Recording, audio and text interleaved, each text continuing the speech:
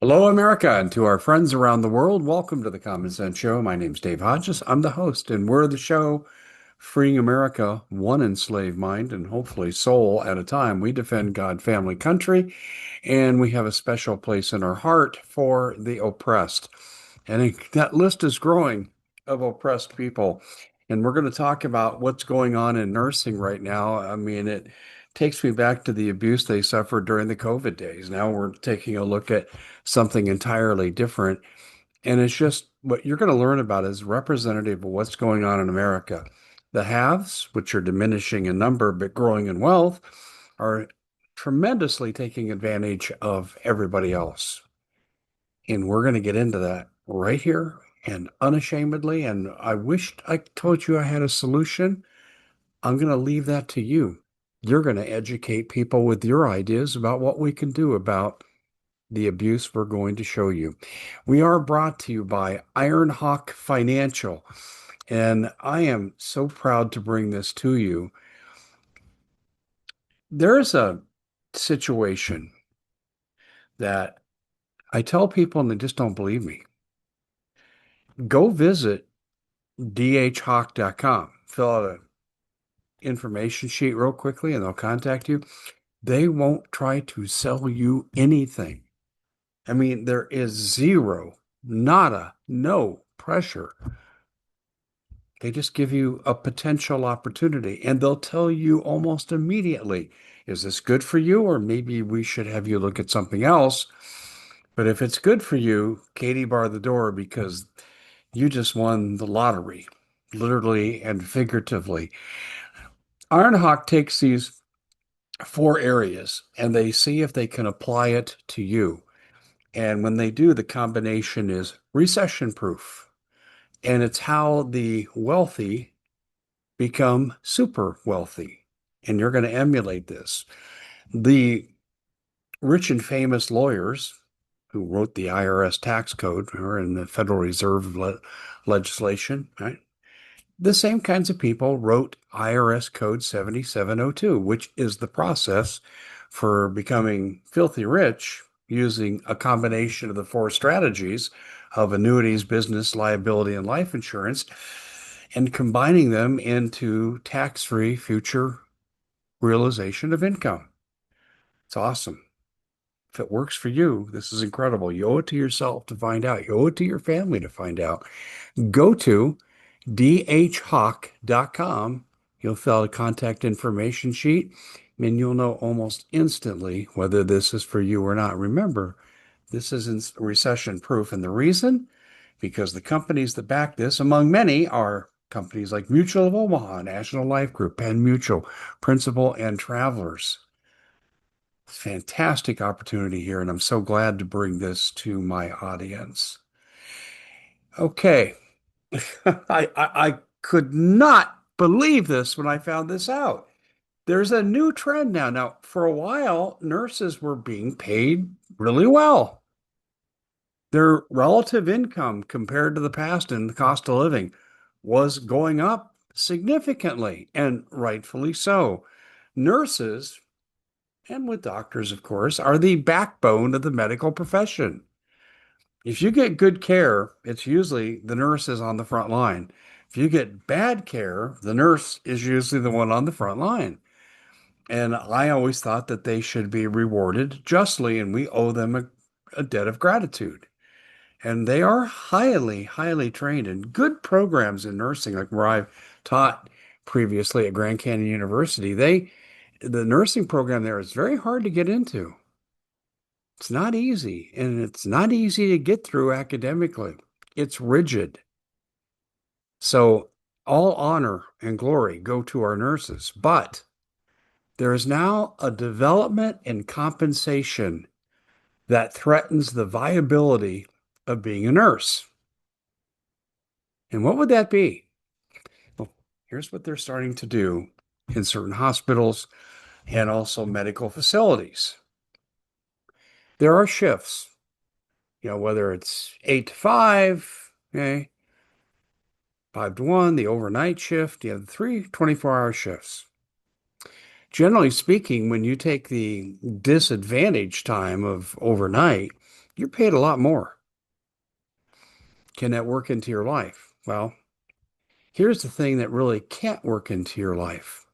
You have bills to pay. You have built a standard of living as a nurse based on assumed income continuing and trying to handle things like inflation, child rearing, all those pressures that come to play. Well, there's a new one now. It's a lot like what they do. And I had a flight attendant telling me about how they get their jobs, and they tell me how they bid on them, and seniority is the big deal, but they get paid the same.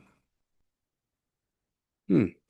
Here's what's really interesting that happens with nurses now, increasingly, not universally, but it's increasing. They bid, and now they're asked for, what's the minimum that you'll work for?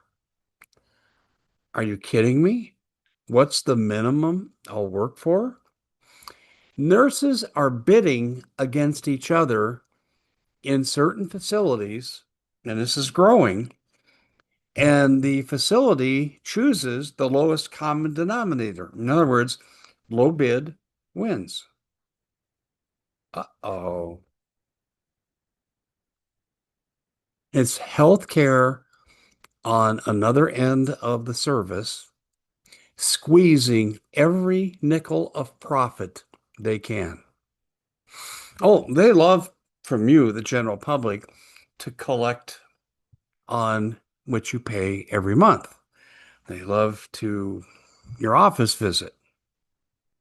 Okay, they even developed that tiered strategy of pharmaceutical prescriptions. It used to be, I remember when I had Cigna Healthcare years ago, it was $10 a prescription, regardless of what it was. Good deal. They did away with that. There was tier one, tier two, tier three, and then, they tried to make necessary medications for certain conditions like diabetes, asthma, and so forth, and they would jack those prices up, and you'd pay a higher copay.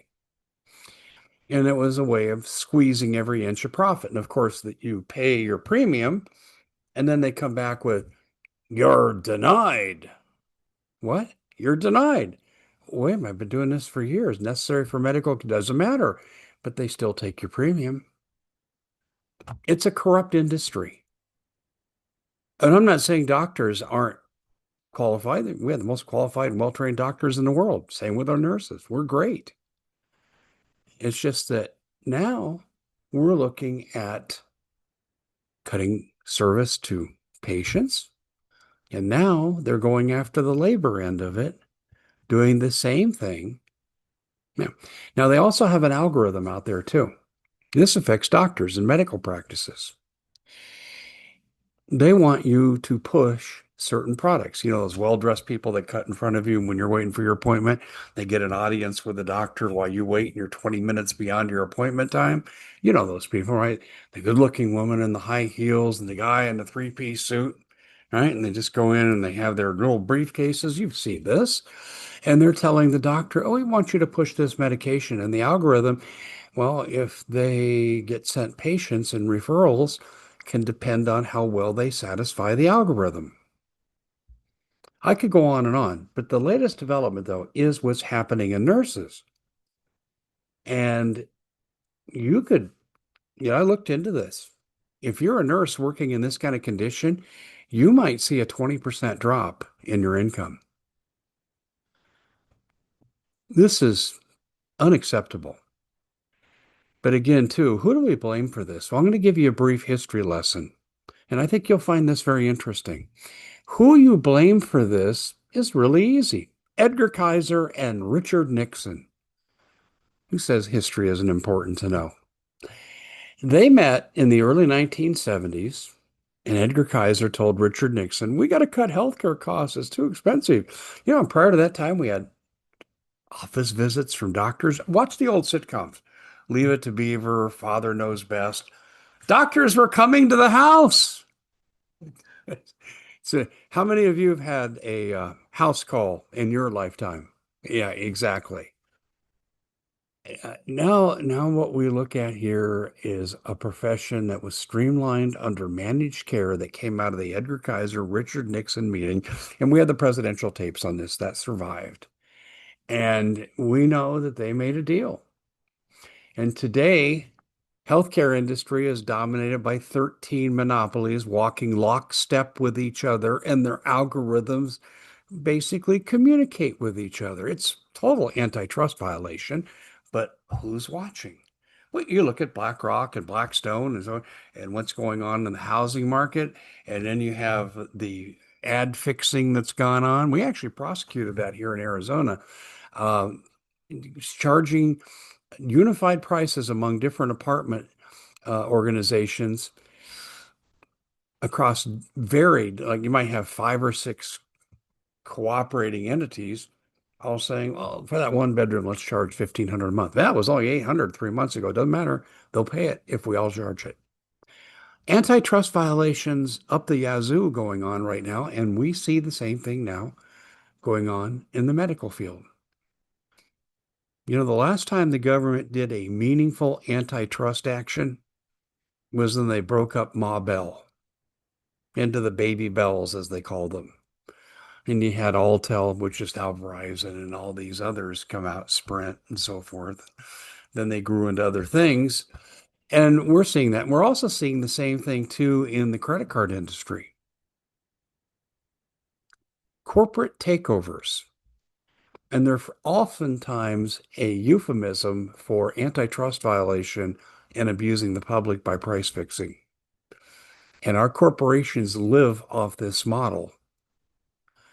And this is unacceptable. We have antitrust legislation that could be employed, but we do not.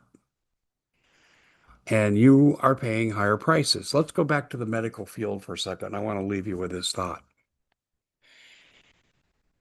If you've got the best trained doctors and you've got the best trained nurses in the world, and we do, and most of the medical breakthroughs happen here in America,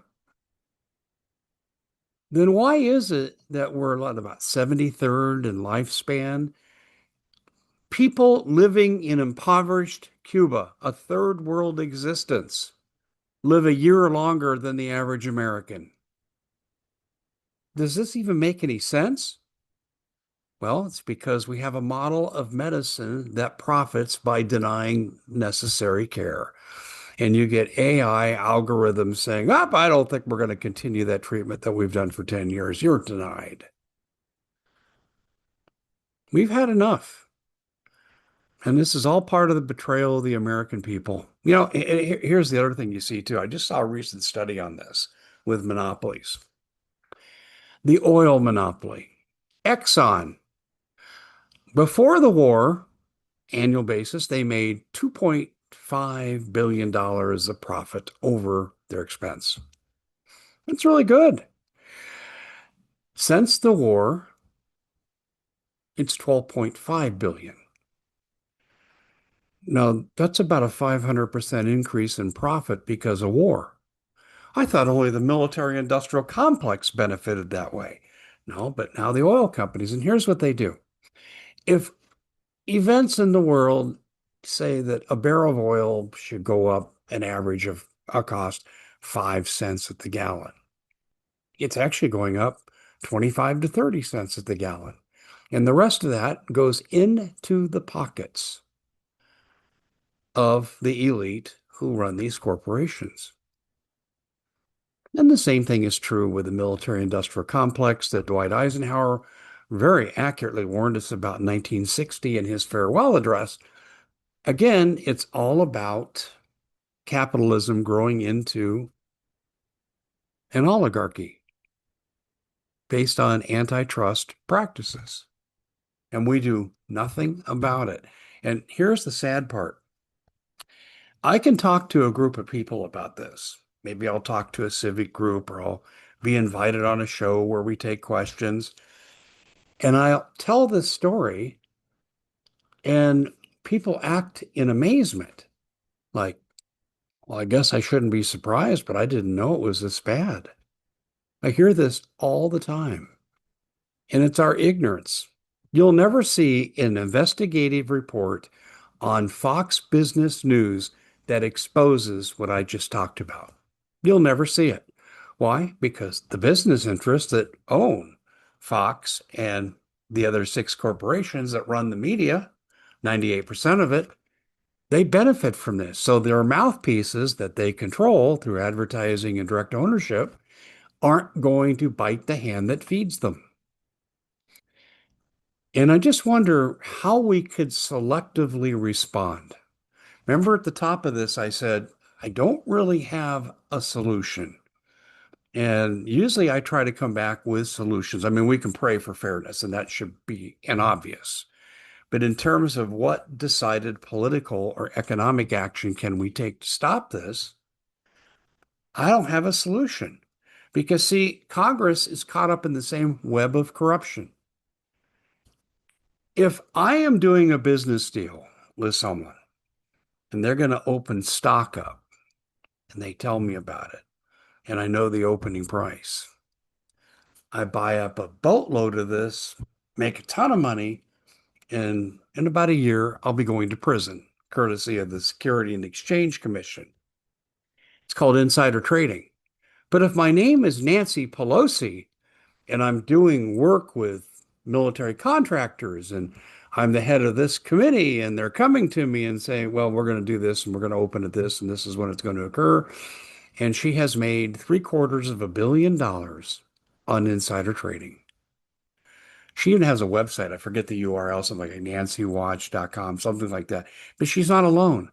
They almost all do it. What would send you to prison for a significant period of time, they get rewarded. This is how people like Elizabeth Warren last year, based on getting a $200,000 a year salary, made $12 million. Do you have a problem with this? What are we going to do about it? And this is where I throw it to you, the audience. We need to make these campaign issues. We truly do, because it's getting worse, not better. You see, when you look at the economic strata, upper middle, middle, lower middle, poverty, and you have those strata, do you think they're remaining constant? No. The old saying, because the sheriff of Nottingham is in charge, is the rich are getting richer and the poor are getting poorer. Well, that's true. 1/10 of 1% of the elite in this country account for 50% of the money made. You don't have to involve a lot of people to get massive price fixing. And this is ultimately what we're talking about with these antitrust actions. So, looking forward to hearing from you on this, praying for a better day, one that's fair. I think this is the kind of economic chicanery that if Jesus were among us today, he'd do what he did when he walked through the temple. He'd start overturning temple tables and chasing people out and went after the money changers. I mean, so if you feel some indignation, I think it's righteous. It's biblical. How we handle it is what separates us from unscrupulous people who aren't believers. But I do think there's things we can do within the faith. One, like I said, you can pray, but I'm looking forward to your answers. And I'm going to mull this over and I may come back at some point and do a part two and say, okay, maybe this is what we should do. But let me give you an example of recent history. I'm extremely unhappy with the Republican Party. They all ran on platforms, no war, affordability, and we've gotten anything but. We've got a 180-degree opposite, and it's not America first. It's Israel first. It's China above our interests in trading. And certainly that's not Donald Trump. I think he's outnumbered and he's pulled along with it. I know he has the right to say no, but there are political realities. But the reality is this, is that we were lied to by these people when they campaigned. Why didn't we do what I suggested? Kick out the vast majority of Congress in the primary, replace them with architects and plumbers and custodians and police officers, people that have to work for a living, balance budgets, value families, and many of them go to church and they're Christians. Why didn't we do that? Why didn't that idea catch on? And you see, we've met the enemy and he is us. We have at our disposal the ability to change things if we act collectively. But we buy into okay, it's black versus white, gay versus straight, and we're the victims really of divide and conquer because we allow it to happen. Most people aren't prejudiced. There are some that are. Just ask Caitlin Clark. But most people are not. They don't have the time to be, nor do they have the desire. Most people don't go out on a mission today and say, I hate this group, and I'm going to try to make them miserable. Mentally ill people who join groups like the KKK would be like that, but that's not the majority of us. We need to stop letting ourselves be divided and we need to unify. Now, I'm biased in that area. Oh, yes, I have a bias because I'm on Team Jesus. And if we united under those principles, we would see things change almost instantly. I'm convinced of that. God would view this as valid repentance, and I believe we'd be rewarded. But we'll never know if we don't get on the same team and in the same way and fight for the same principles. I mean, we're afraid to speak out against lifestyles that would have made Americans 30 years ago cringe and disgust. And today, I'm afraid to say anything. Oh, people will criticize me. Yeah, well, woke is a joke and it's making you broke. It's time to step up, America. Looking forward to your suggestions. I'm Dave Hodges. This is the Common Sense Show, and we'll see you back here next time. Make sure, though, you sign up for our newsletter by going to the website, thecommonsenseshow.com. Upper right-hand corner, click on the newsletter, put in your contact information, and you'll get your newsletter the very next day. See you back here next time.